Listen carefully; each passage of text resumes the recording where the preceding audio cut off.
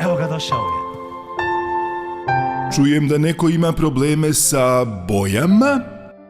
Evo jednog podsjetnika da su sve boje važne. Poslušajte pažljivo. Jednom davno u čarobnoj zemlji živjelo je 5 nevjerovatnih boja koje su čuvale šarenilo svijeta. Svaka od njih imala je svoju jedinstvenu osobinu i zadatak da sačuva ljepote prirode i radost svih bića. Zelena boja, poznata kao Zelenka, bila je kraljica prirode. Ona je štitila šume, livade i polja.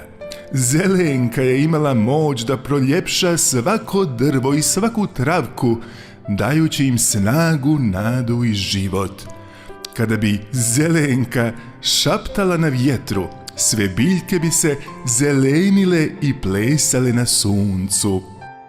Plava boja, Plavko, bio je čuvar mora i neba. On je pružao osjećaj mira i smirenosti. Kada bi Plavko zasvijetlio na nebu, dan bi bio vedar, a kada bi se spustio na more, morske talase bi obavijao u plavi plašt, čuvajući podvodne svjetove od zla. Žuta boja, sunčana, bila je simbol radosti, topline i energije. Ona je osvjetljivala sunce i cvijeće, donoseći osmijeh na lica svih bića.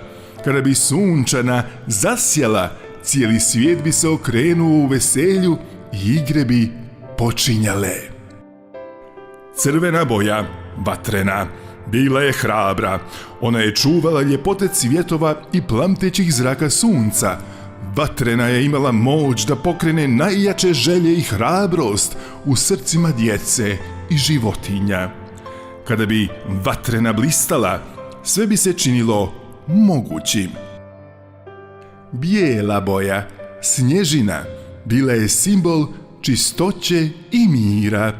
Ona je štitila snježne vrhove i oblake, donoseći mir i spokoj.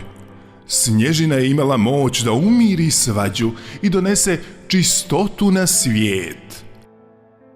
Djeca koja pronađu i njeguju ove osobine boja u sebi, poniznost, radost, mir, hrabrost, zahvalnost, strpljivost, dodaju svijetu ljepotu. Svako od nas ima svoju jedinstvenu boju i osobinu koja može obogatiti svijet i učiniti ga ljepšim. Neprekidno tražimo boje u prirodi i u sebi. Ako ikad pomislimo da smo ih pronašli, to bi bio prvi znak da smo ih izgubili. Svaka boja ima svoju ulogu.